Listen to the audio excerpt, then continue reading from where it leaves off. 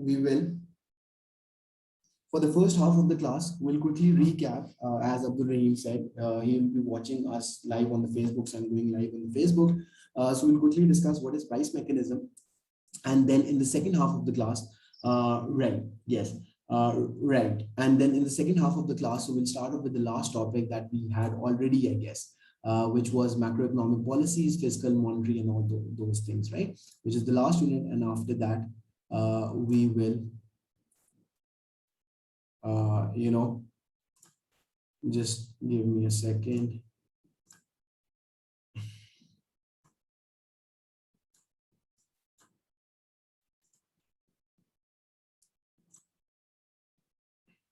Okay, price mechanism.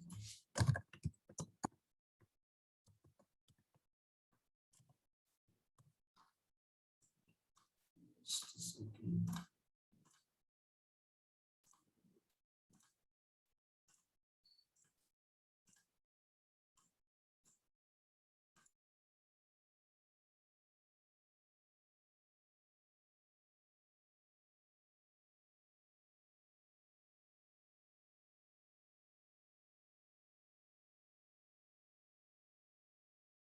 Okay, are we good? Let's get started. So students, as we discussed today, we'll talk about price mechanism. So what is price mechanism? What function price mechanism plays in an economy and all that stuff, right? So first things first, we need to understand how our price is determined. We have already discussed this, but we'll do a quick recap because only once we know how prices are determined in an economy, we will be able to talk about the functions that price plays in an economy, right? Now, price mechanism refers to the idea how prices are determined in an economy, right? We are talking about free market, by the way. So we're not talking about command economy. We're not talking about mixed economy where government intervenes to, control prices. So free markets, as you would know from one of the earliest topics that we discussed in AS economics, free market is an economic system where where it's only the market forces that determine the price based on the product demand and supply for the good. Okay. Now this being said, whatever product we talk about in free market, its price is based on market forces. And there are two market forces, demand and supply. For any product, whether that be cars, whether that be phones, whether that be, clothes, whether that be anything. So there will be certain demand for the good. Downward sloping is the demand curve. We already know this. And upward sloping is the supply curve for any product, right? So demand has inverse relationship with price, which means higher the price, lower the demand. And supply has direct relationship with price, which means higher the price, higher the supply, because producers get more profit out of that. So they will want to supply more of a good when price is high. So where the supply and demand curves intersect, that is the equilibrium level. That will show you the equilibrium price, which means how much is the price of each unit of the good. How much is the price for each unit of the good. So this will tell you that how much is the price of a typical car, because we're looking at cars over here. So how much is the price of a typical car in Pakistan, with that be 10 lakh, 12 lakh, 15 lakh, whatever, right? So this is equilibrium price. We call this what? Equilibrium price, right? And what is this? Q1, where the demand and supply intersect, is known as equilibrium quantity. What will this show us? This will show us that how many cars will be bought and sold during that time period. What is the quantity of the good that is being traded between consumers and producers during that time period? So that is what price mechanism is. And as I said, it happens in free markets only, and because in free markets, there is no government involvement, there's no government intervention. Whatever the price of the product is, that is solely determined by the market forces of how much is the supply for the good and how much is the demand for the good. So this is how it goes. Okay. Now moving forward, students. We will talk about functions of, is this clear, Arbab? Right? Functions of price. Now we know that price is determined through market forces of demand supply, but we need to know more than this, that what is the function, right? Sure. That what is the function of price in an economy, right? Sorry. What is the function of price in an economy, right? So far we've just talked about that. What is price mechanism? Price mechanism is the process how prices are determined in free market on the basis of market forces of demand and supply. How much is the demand for the good? How much is the supply for the good? That will determine how much will be the price for the product. As simple as that. And we know whenever there's any change in the market forces, right? Obviously, from time to time, a lot of factors change in the market. Let's say now there are more producers producing cars. Now there are more car manufacturing firms, that have established in Pakistan that will increase the supply. And when that happens, what happens to equilibrium price and equilibrium quantity? Equilibrium price will decrease from P1 to P2, as you can see for yourself. And sorry, this should have been P2, right? So equilibrium price will decrease from P1 to P2, and equilibrium quantity will increase from Q1 to Q2. Is this making sense? So price of each car will decrease, and the equilibrium quantity traded will increase. So previously, if it was 2 million, so now it might be 2.5 million or 3 million and so on. Now more cars are being bought and sold. Is this clear? Is this clear? Right? Okay, great, perfect. Now, once we know what price mechanism is, right? Now we are moving forward and we'll talk about function of price, right? What function price plays, like what is its purpose? What is its purpose in an economy, right? What role it plays, purpose, function, right? Okay. Now, basically, there are two functions of prices, right? So one is known as allocative mechanism, right? And the other one is known as a rationing mechanism. So prices are playing two important roles here. Allocative mechanism, right? And we'll talk about it in detail, and rationing mechanism. Rationing mechanism. Okay, now think about this. Allocative mechanism is important for producer. How? I'll tell you in a bit, right? But do remember for now that allocative mechanism of price is important for which market participant. So what is market participant? There are always two market participants, right? In any market, obviously, when we say that there has to be demand and there has to be supply, so there is one side that is supplying the good, it's the producer, and then there's other side that is demanding the good, that is consumer, right? So a market can't be complete without producer and consumer, right? So allocative mechanism is important for the producer. We will see it in a bit. And rationing mechanism is important for the consumer. And rationing mechanism is important for the consumer. Is this simple? Is this easy? Okay. Now, moving forward from here, right? Moving forward from here, right? Perfect. Okay. What is allocative mechanism? Now, listen to this very carefully. As a producer, what a producer needs to think about. As a producer, think about a producer, right? So what is the producer's decision? What is producer interested in knowing? Producer is interested in knowing rationing mechanism is used in command economy. I mean, okay, so let me answer that for you, Alba. So yes, rationing is done. So the word rationing is more commonly used what happens in the command economy, right?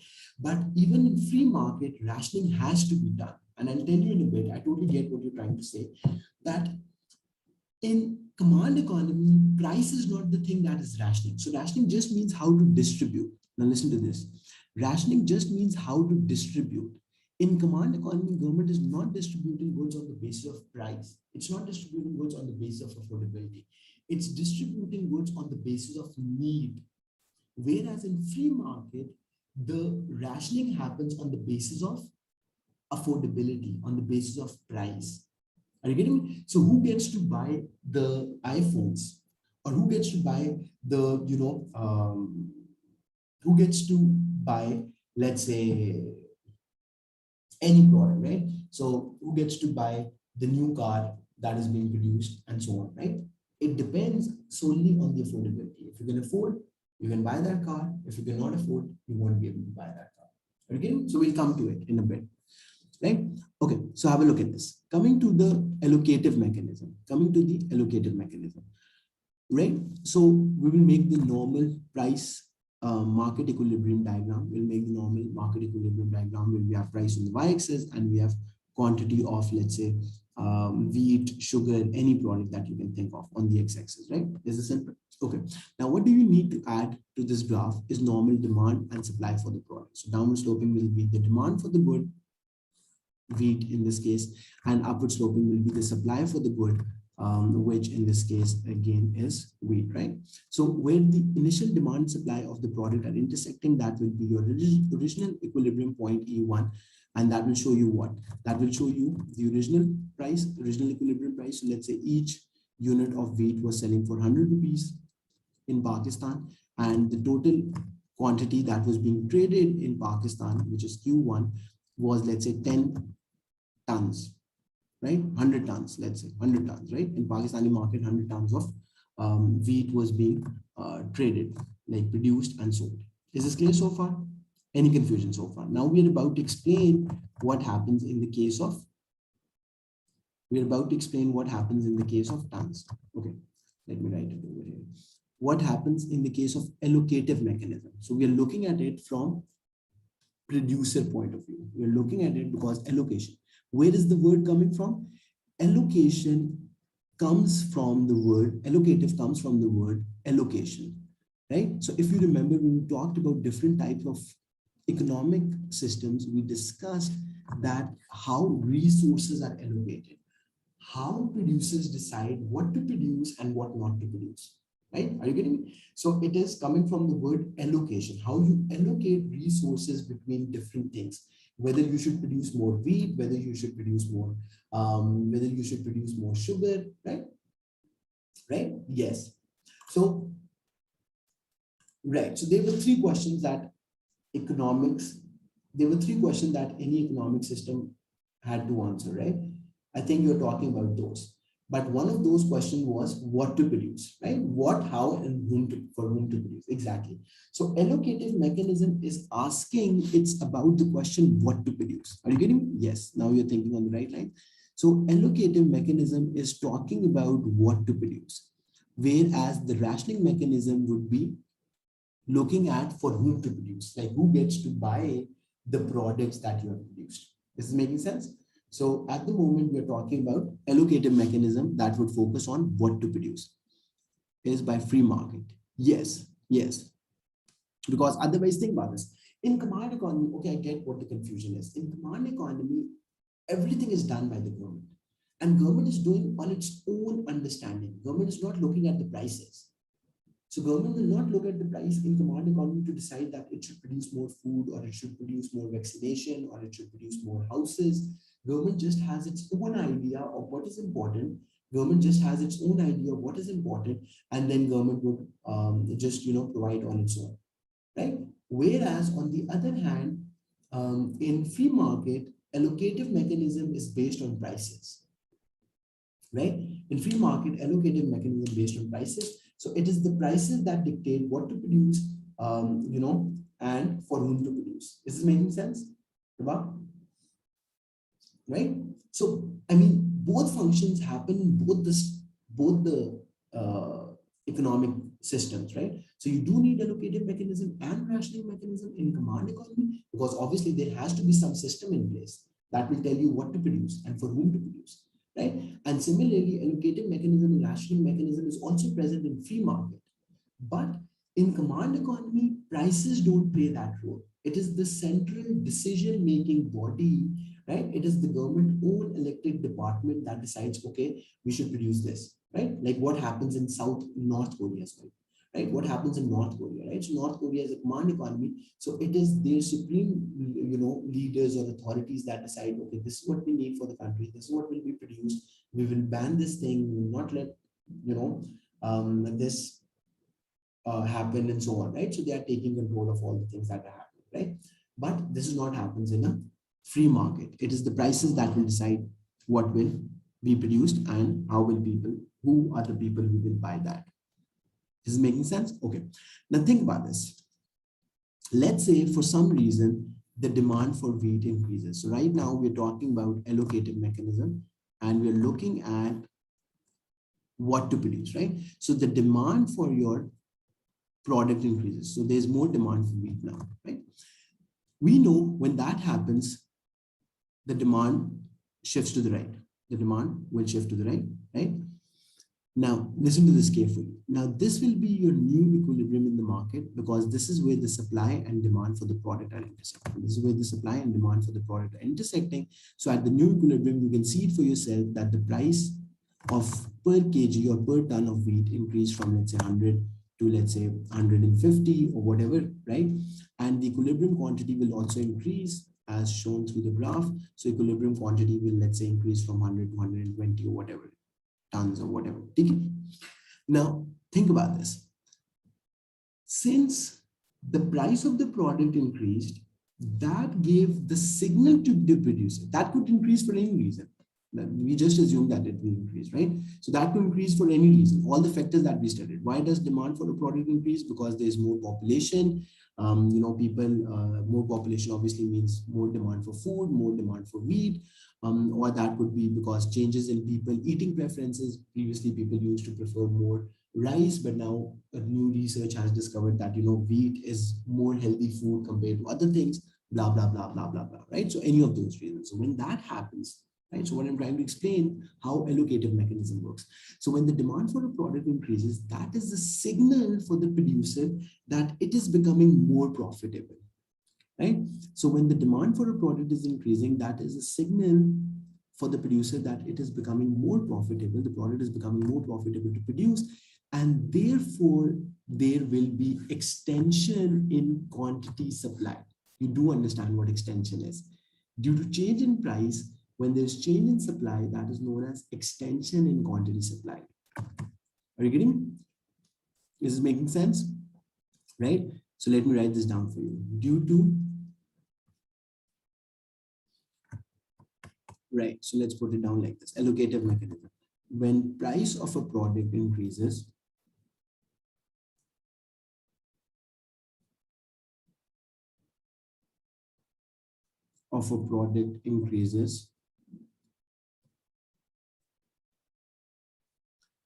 it signals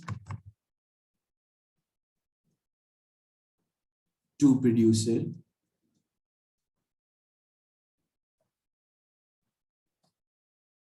that this product is more profitable to produce, more profitable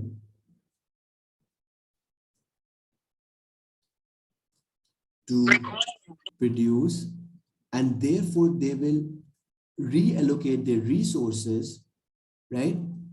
And therefore, right,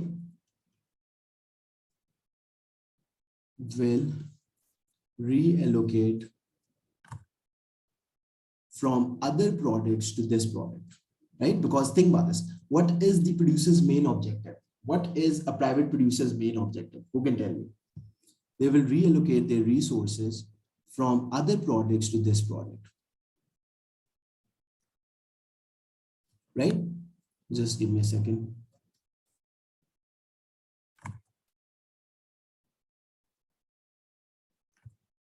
From other products to this product, right? And the second objective is to maximize, exactly, right? So their objective is, producer's objective is always excellent, right? Is to maximize their profit, right? Producer's objective is always to maximize their profit. So when the price of the product increases, it signals to producers that this product is more profitable to produce, and therefore they will reallocate the resources from other product to this product. Now let's come back to the graph and look at this one more time. Reduces production, right? Exactly. Right. So, I mean, it doesn't necessarily mean that they will stop doing it. It doesn't mean that they will stop producing everything and everyone will start producing wheat, but it is just an indication of what products should be produced more of. Now, let me give you a simple example, right? Now, Mega Lecture is an online teaching platform, and we realize that, let's say, something else is also very profitable to produce. Think about this very carefully. If, let's say, we are currently teaching O and A levels, and we realize that university entry test is also something very you know, profitable to produce. Or let's say the demand is increasing for entry test. More students are looking for online classes for entry test and so on. Think about this. Then in that case, how will the mega lecture decide? Don't you think that mega lecture would be interested in teaching entry test? Are you getting what I'm trying to say over here? So mega lecture in that case would be interested in providing that service as well, because that is more profitable. So that depends. In that case, either we would reallocate our resources from ON A levels to entry test, but a better move would be to hire new resources. But you do get the idea. Consumer to buy if important, and second thing is affordability. Right. Their main problem is higher profit, which causes consumer to buy if important, and second thing is affordability. Obviously, affordability is important. Aslam, think about it. Affordability is important, but what we're talking about over here, we're talking about the function that prices play in an economy. So the first function that we're looking at is allocative mechanism, which is basically what to produce. So who will decide what to produce? Now think about this. As a producer, how will you decide what to produce, what not to produce, right? As a producer, you decide on the basis of prices. So if the price of a product is increasing in relation to other goods, listen to me very carefully. If the price of a product is increasing in relation to other goods, it's a signal for the producer that this is something more profitable to produce. So they will want to produce more of that. They'll want to produce more of that. Now for that, either they can reallocate their resources from some other thing that they were producing, or they can use or hire new resources to produce that. But in either case, you can see it for yourself that when the demand increases, there would be a movement along the supply curve. There would be movement along the supply curve. So you move from E1 to E2. So there is extension. What do we call that? There is extension in quantity supply. There is extension in quantity supply. Is this simple? Extension in quantity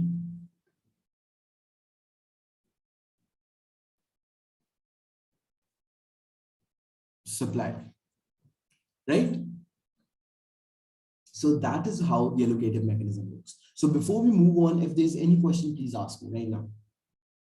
Is there anything that's not clear, anything that's still bothering you, anything that's confusing?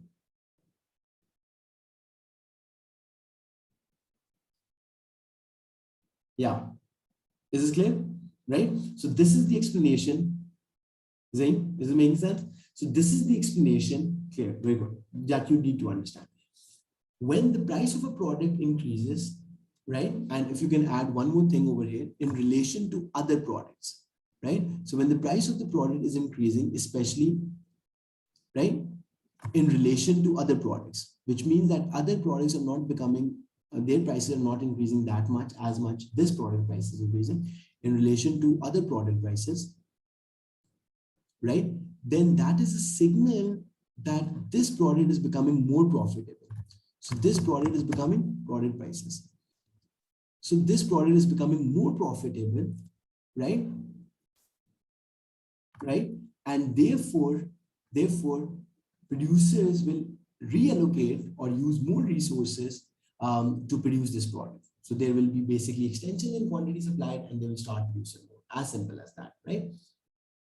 Is it making sense? So just imagine. So how all these companies expand. So Apple started off with producing, let's say, I don't know what was their first product, but let's say they started off with cell phone.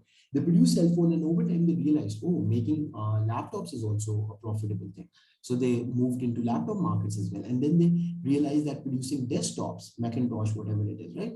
That is also profitable. So they also started producing that, and so on and so forth. This is how it continues. Price allocation is basically about private producers firms setting the price. No. Prices are always, think about this. I mean, prices are always set by the market forces of demand supply. Prices are always set by the market forces, right? Depending upon how much is the demand, how much is the supply, we use the graph, right? So how much is the demand, how much is the supply, that will determine the price in the market. But if prices change, how would you respond to that? When prices change, how would you respond to that? If prices increase, obviously it's natural to produce more of that product because that is more profitable. And if prices decrease, you produce less of that product because that is less profitable.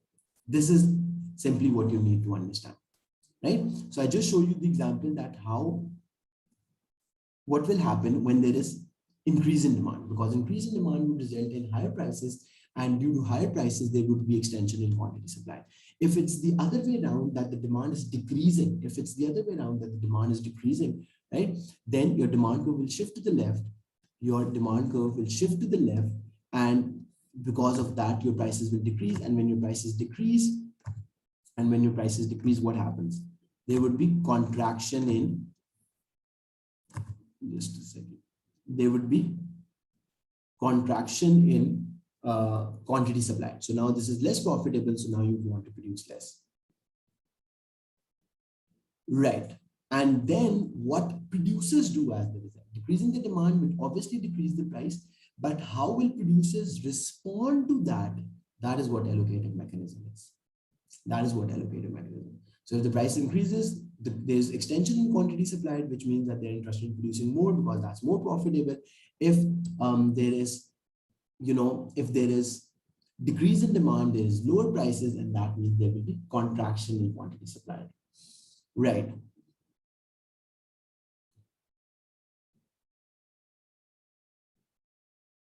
Right. Yeah, that's correct. Is it simple? Okay. Now, students, let's move on and let's talk about rationing mechanism. Right. So we have talked about allocative mechanism, that is about how producers respond to changing prices. Now we are about to look at rationing mechanism, and what happens in rationing mechanism. We are about to look at that the goods that are produced in an economy, how will those goods be distributed? How the goods that are produced in the economy, those goods will be distributed. Right. How inflation affects prices. How inflation affects prices. Right. So inflation doesn't affect, inflation obviously increases the prices for all the things, but smart producers who are smart to identify that this is inflation, they will not respond to inflation, because inflation, it's not only your product that is becoming, that is becoming more valuable, the price for which is increasing. It's all products across, across the board, all products are becoming expensive. So in inflation, producers should not respond to that. I'm just talking about when the price of one product is increasing and all other product prices are relatively stable and so on. Then allocative mechanism comes into play, and that will signal the producer that they should produce more of that product, which the price of which is increasing, because that signals that it is becoming more profitable to produce. That is the thing. And vice versa, if the price of the product is decreasing, whereas other product prices are the same, this is signal to the producer that this product is becoming less profitable to produce, therefore they should produce less of that. Is this simple? Above? Okay, if you have missed that, we'll definitely cover that. We'll cover that. Okay, so rationing mechanism. Students, have a look at this. Let's complete this and then we'll sum it up. Rationing mechanism. Now, what happens in rationing mechanism? Rationing mechanism, let's first write down the definition. Prices decide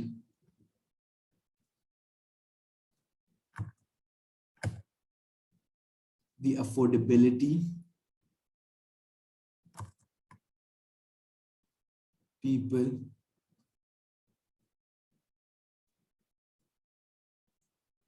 ability for a product, right? And therefore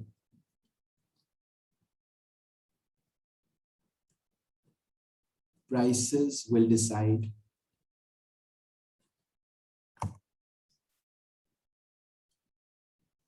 who can and who cannot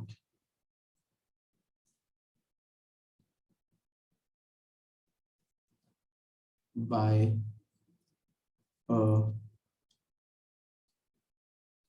product. Okay, now listen to this very carefully. Now, rationing mechanism, as I was telling you, rationing mechanism is about the question for whom to produce. Rationing mechanism is focusing on the question for whom to produce, which basically means that the products that are produced in the economy, who will get to buy those products? The products that are produced in the economy, who will get to buy those products? Now, let's look at the definition and then come and look at the graph. The definition says prices decide people affordability for a product. This should be simple, right? So price will determine whether someone can afford a product or not, right? So whenever I go to a shop and I want to buy something, I look at the price because that will determine whether I have the affordability, whether I can pay for it, or do I think that's, that is a decent or fair price for me to pay or not, right? So prices decide people affordability. That's the first thing. And therefore, prices decide who can and who cannot buy a product. Yes or no? Are you getting me? So people, when they go to shop and let's say the first thing that consumers ask, let's say you go to buy a phone, the most relevant question would be that what is your range? What is your budget, right? That these are the types of questions that the shopkeeper asks, right? Similarly, when you go to buy a car, obviously the salesperson will ask you whether you are here. Let's say you go to Toyota showroom and the salesperson will ask you whether you're looking for Toyota, whether you're looking for normal car, whether you're looking for SUV, whether you're looking for sports car, I mean, whatever, right? So the thing is that prices determine your affordability, and based on that, you decide whether you have to buy a product or not. Is it making sense? Okay, now students, please pay attention over here. Now, how do we show rationing mechanism on a graph? How do we show rationing mechanism on a graph?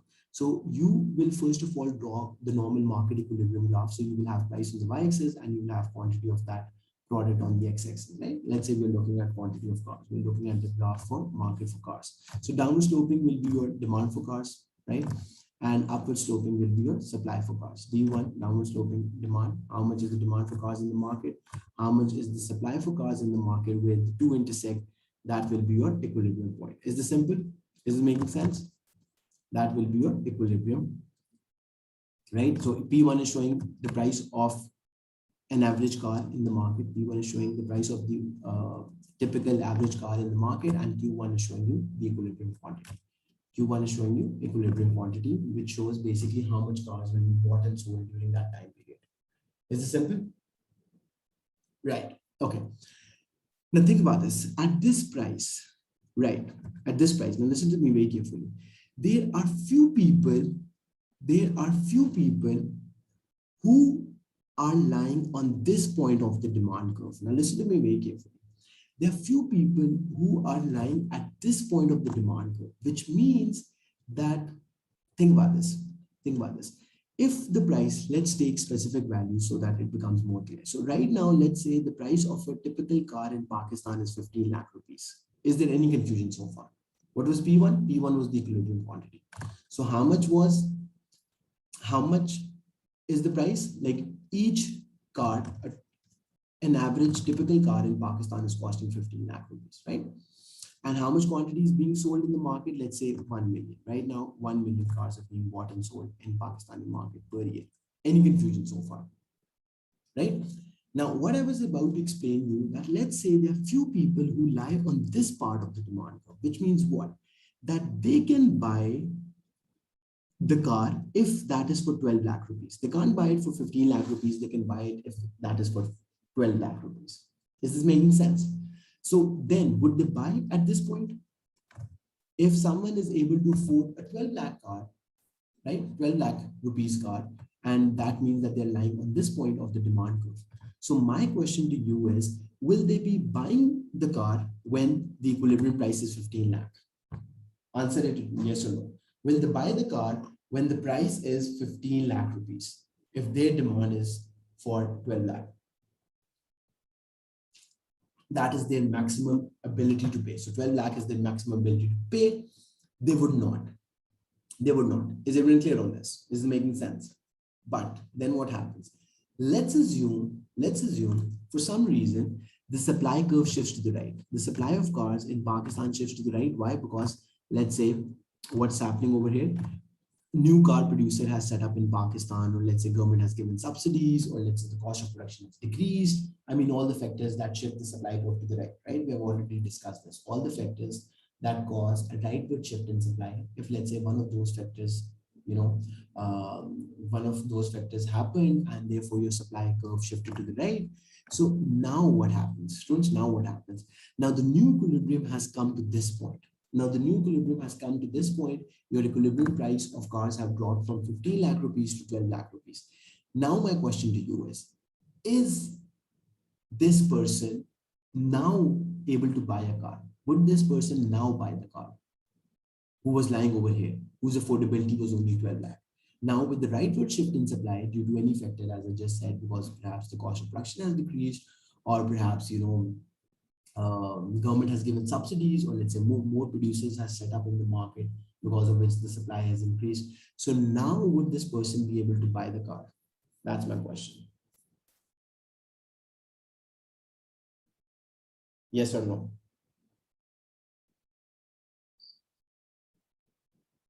Yes or no?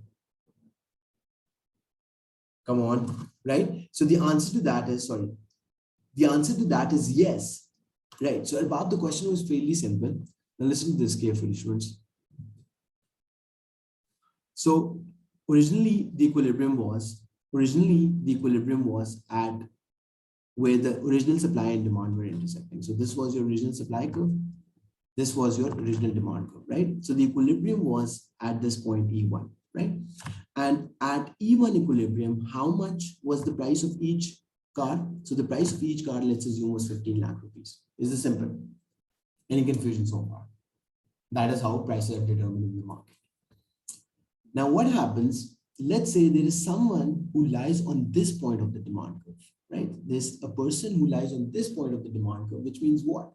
That his affordability, his maximum willingness to pay, or his maximum affordability for the car is 12 lakh rupees. He can't buy it for 15 lakh rupees. He can only buy if the car price comes down to 12 lakh rupees. Is this making sense?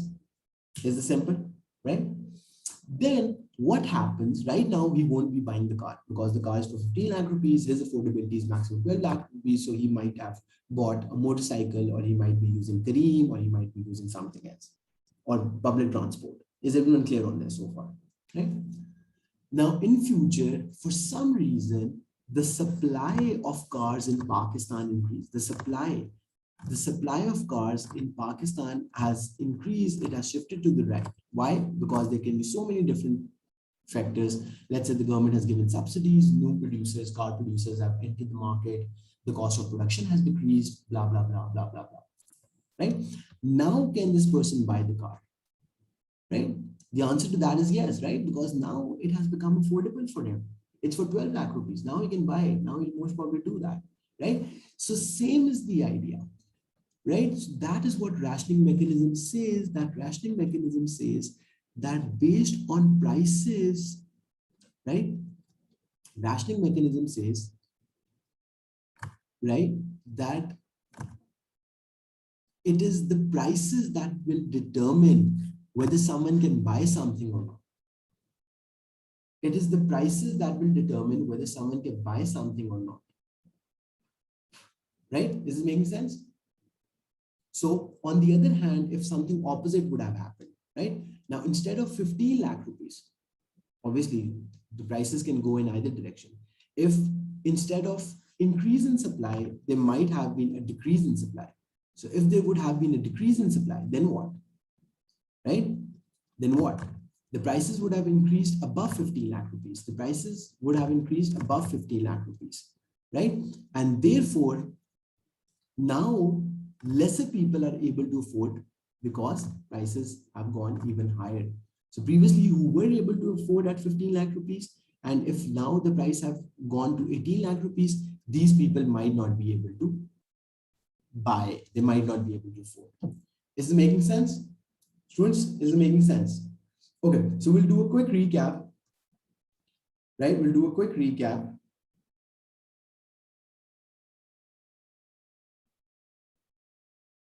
Just a second.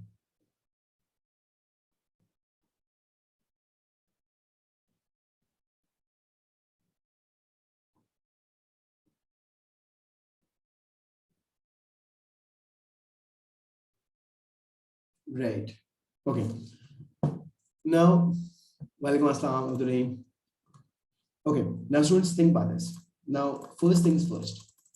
Okay, Arbab, you had a confusion. Students, think about this. So there are different types of economic systems, right? There are three types of economic systems that are part of our syllabus. There's command economy, there's mixed economy, and then there is free market, right? In every economic system, you need to have both allocative mechanism and, right? You need to have both allocative mechanism and rationing mechanism. Are you getting what I'm trying to say? Right? So in both economic systems, in every economic system, basically, not both, in every economic system, you need to have allocative mechanism and rationing mechanism. But in command economy, who is in the driving seat? Who is the main player? It is the government. So it is the government central decision-making body. It is the government central decision-making body. It is the government central decision-making body that will decide. It is the government central decision-making body that will decide what to produce, how to produce, and for whom to produce. And in that, they do not consider the prices. How many of you are clear on this? So government is also obviously deciding what to produce, but when they're answering that question, what to produce, they do not consider prices. So government central decision-making body would not say that, oh, since iPhones are becoming more profitable, right? Or since iPhone prices are going up, let's produce more of that. No. They just look at the need for the people. So they think, okay, people need basic housing, so let's produce that. People need basic healthcare, so let's produce that. People need basic education, let's produce that, right? Right, they decide on the basis of need. And similarly, when they have to decide how to distribute the goods, they again do the same thing. They look at the needs of the people, and people who are more deserving are given more, people who are more deserving are given more, that thing, what is that called? They are given more goods and services and others are not, and so on, right? Is this simple? Is it making sense? Right? Students, is it making sense? Okay. So this being said, this is how things happen in command economy. In free market, it is the prices that play the allocative and rationing mechanism. In free market, it is the price mechanism that fulfills your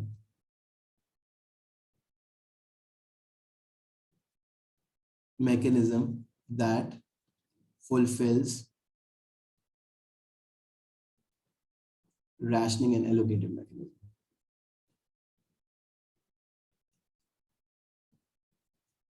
Allocative mechanism.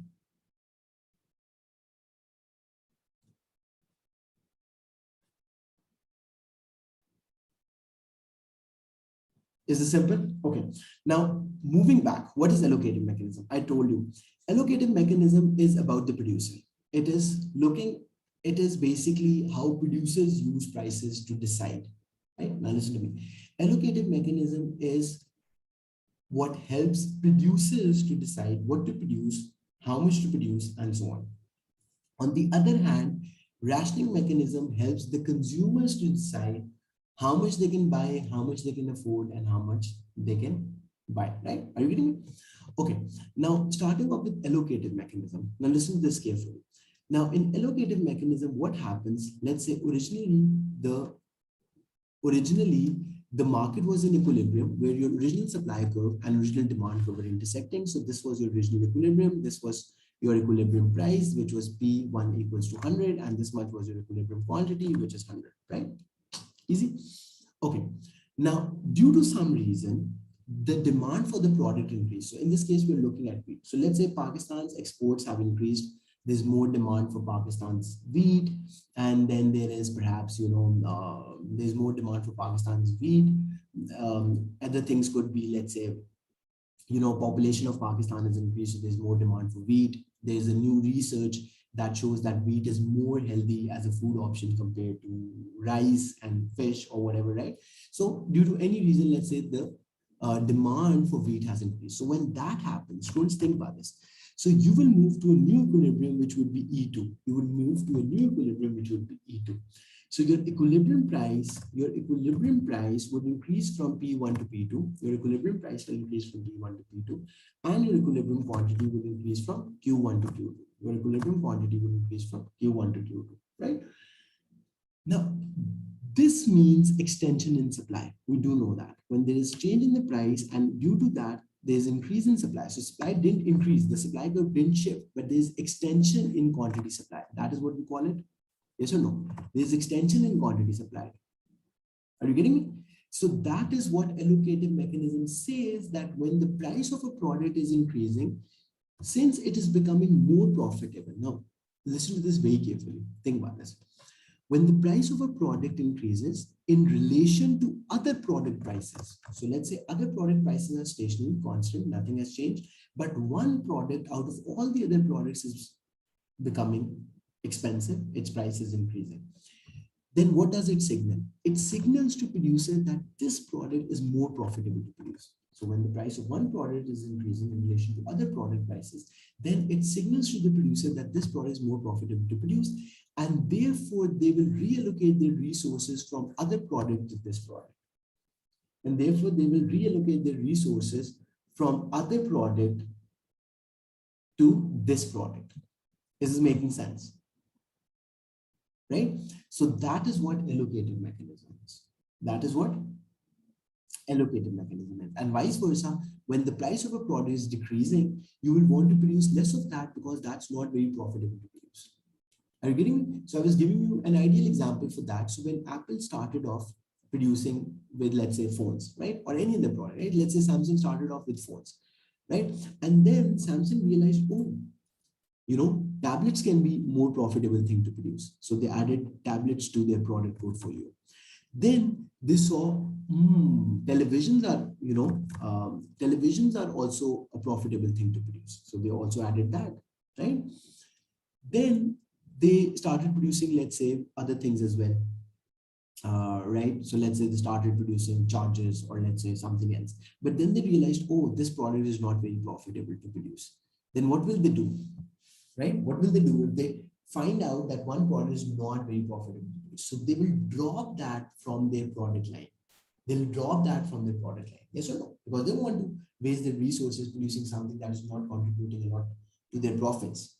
Right? So this is exactly how that happens for every business. Similarly, there's a restaurant that has introduced, let's say, a new type of meal, but that meal is not very profitable to produce because it's not getting them a lot of revenue. What would they do? They'll drop that from the menu. If it's profitable, they'll continue with that. Is it making sense? Is this simple? Right? Okay, so this was allocative mechanism. Now moving forward, right? Now, what is rationing mechanism? So rationing mechanism is basically looking at for whom to produce, the goods that we have produced, how will those goods be distributed? Prices decide people affordability for a product. Prices decide people's affordability for a product. So it determines whether someone is able to afford that good or not. And therefore prices decide who can and who cannot afford a product. Who can and who cannot afford a product, right? Okay, now have a look at this. So if, let's say, originally the price at the equilibrium price, which is the purple lines, your original supply and demand curves were over here. Your original supply, right? So your original supply and demand for the product. So this was your original supply, this was your original demand. So your equilibrium price was over here, right? And the equilibrium price of the car was 15 lakh rupees. Equilibrium price of the car was 15 lakh rupees, right? And how much was the equilibrium quantity? The equilibrium quantity was 1 million. Equilibrium quantity was 1 million. Is it simple? Now, let's say there were few people, listen to this very carefully. There were few people, right, at point A. Now, what is this point A show? These are the people who can buy a car, but their maximum affordability is 12 lakh rupees. So that's why they are on this point of the demand curve. They are not on this point of the demand curve. They are on this point of the demand curve because their maximum affordability is 12 lakh rupees. And they are at the moment not buying the car because the equilibrium price is 15 lakh rupees. Right? At the moment, they are not buying the car because their maximum affordability is 12 lakh rupees, whereas the equilibrium price is 15 lakh rupees. Yes or no? Is this simple? Okay. Now, this being said, what will happen next? Now, at the moment, they're not buying it. So they do not have the affordability. In future, let's say for some reason, the supply of cars increase in Pakistani market. In future, the supply of cars increase in Pakistani market. Why? Because let's say there are more firms opening up in Pakistan. There are more firms opening up in Pakistan, or let's say the government has given subsidies, or let's say the cost of production has decreased, blah, blah, blah, blah, blah, blah. Right? So when all of this happens, right? When all of this happens, now the equilibrium price has come down to 12 lakh rupees. Now the equilibrium price has come down to 12 lakh rupees. And when that happens, now would this person be able to afford the car? Would now this person be able to afford the car? Should? So the answer to that is yes, right? Whereas previously he was not able to because he didn't have the affordability. And just try to replicate this on our own daily life. When you go to a shop, let's say sometimes our friends ask us to go to a restaurant and we see, oh, this would be very expensive. So perhaps I would not, let's not go here, right? Or let's skip it.